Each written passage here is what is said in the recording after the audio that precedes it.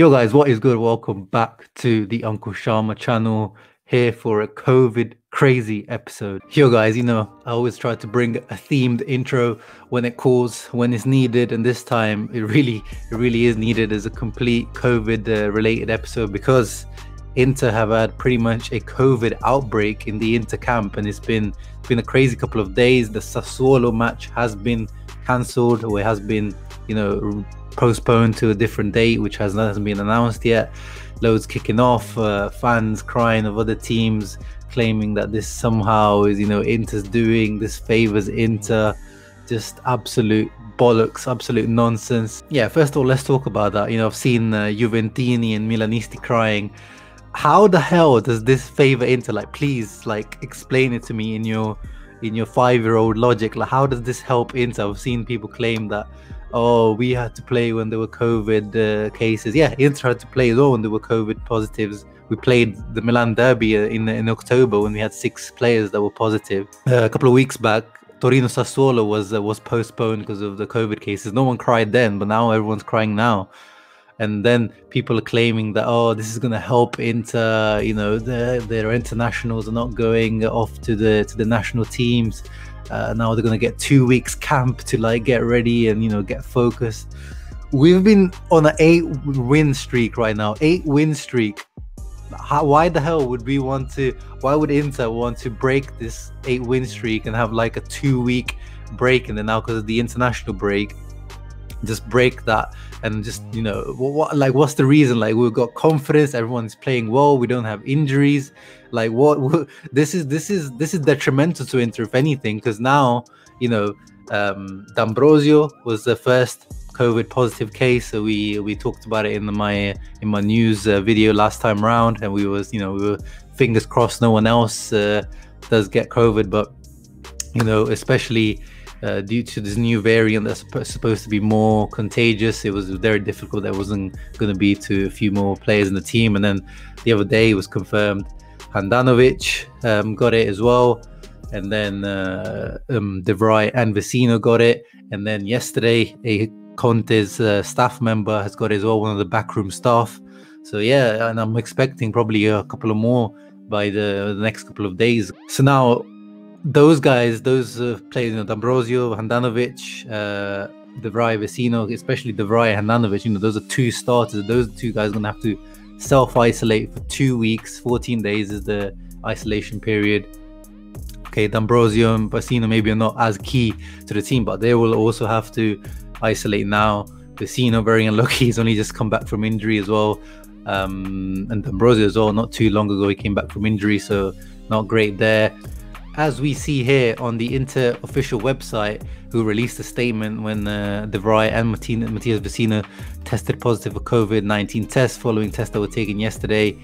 So the ATS of Milan, this is not Inter deciding that, oh, okay, yeah, let's just, let's call these matches off. This is the ATS of Milan, which is the medical institution that, looks after the health and safety of Milan and the Lombardy region.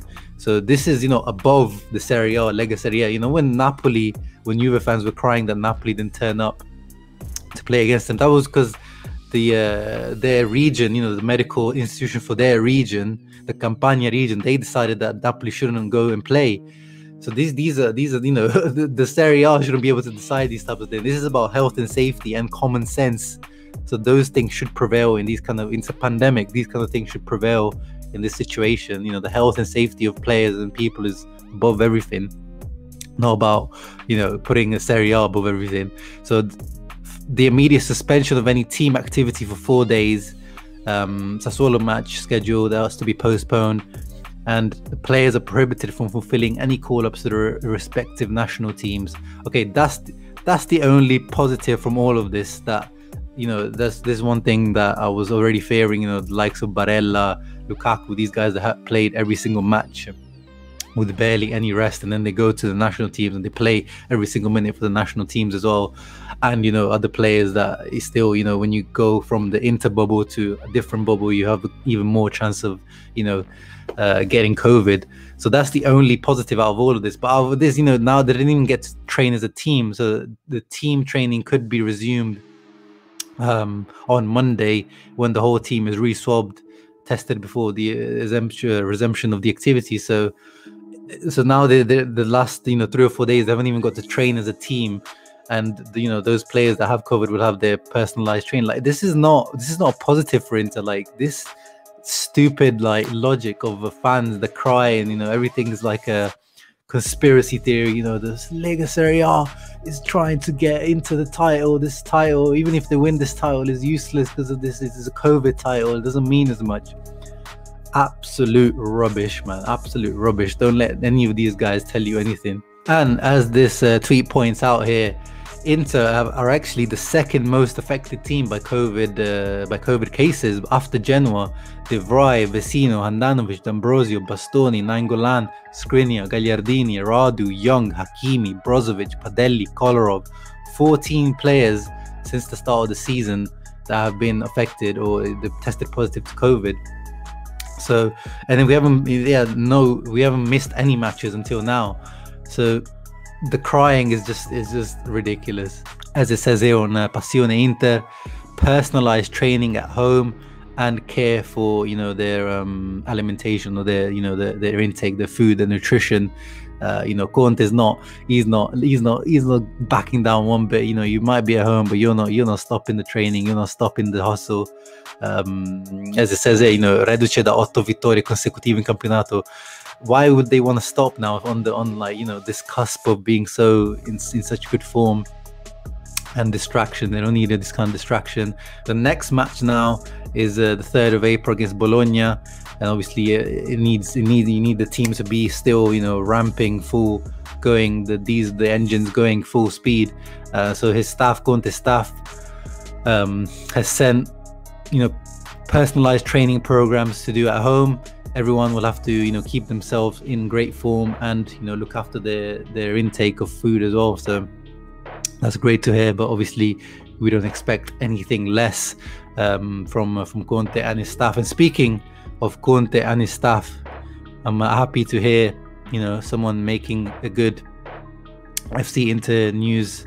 FC Inter 1908 put together a positive article for Antonio Pintus. The guy, I've mentioned him a few times. I felt like he was one of the key signings under Antonio Conte. He came at the same time that we signed Antonio Conte. He was the fitness coach back in Real Madrid as well. Inter's fitness coach Antonio Pintus deserves a great deal of credit for Inter's stamina and lack of injury this season. 70% of Inter's goals have come in the second half, which shows the team are very physically fit, and a big reason for this is Pintus. And I've said this a few times, he played a big part of success in Real Madrid when they won, back-to-back three-peat, titles in the Champions League. Antonio Conte wanted Pintus as part of his staff at all costs, and the results are there to see. Inter, along with Napoli and Atalanta, are the only 3 clubs with less than 10 muscular injuries this season, something that should not be underestimated. And yeah, you look at, especially Milan this season, they've been absolutely decimated with injuries. I give Pioli a lot of credit for how the team is still performing with so many of their key players constantly out and injured, chopping and changing every single match. But with Inter this season, especially compared to last season, where we had a few injuries issues last season. We had Barella out. We had a few. I remember we had to play against Barcelona with Borja Valero in midfield because everyone was out. But this season, it seems like, apart from Sensi, he's a special case. Let's ignore Sensi. This Inter team, clearly his staff, Pintus' staff, has got used to the bodies and the physiques of these Inter players. They know them inside out now, so they know how to personalize the training. And the injuries have been very, very minimal. You can't, the impact injuries like the D'Ambrosio one, where it was a clashing tackle, you can't, those ones that can happen in football. But the little muscular ones, those are the ones that the physical fitness team should be able to, because you can see data nowadays. They see every little thing. They can go scientifically into the players' bodies and should be able to prevent those. This is, football nowadays is a lot about prevention rather than fixing. So yeah, I'm happy that Pintos is getting some shine. The idea that Inter have been lucky isn't true, as luck has nothing to do with this, given the level of preparation and professionalism that staff deal with, taking care of the smallest detail. So yeah, this is, at the end of the season, if, you know, everything works out as we say, you know, big props need to be given to Pintus and his staff, Conte and his backroom staff. So shouts out to Antonio Pintus, another bold, oily bowler. And let's finish it off with the possible dates that the Inter Sassuolo match could be postponed to. So let's see, the next match after the international break will be Bologna on the 3rd of April against Mihailovic's boys. Obviously another tough test. And the rumors are that in between the 3rd of April and Inter's next match against Cagliari on the 11th of April, that's where there could be the postponed match between Inter Sassuolo on the 7th of April. So, you know, not ideal really, but at some point you're going to have to play these close-up matches.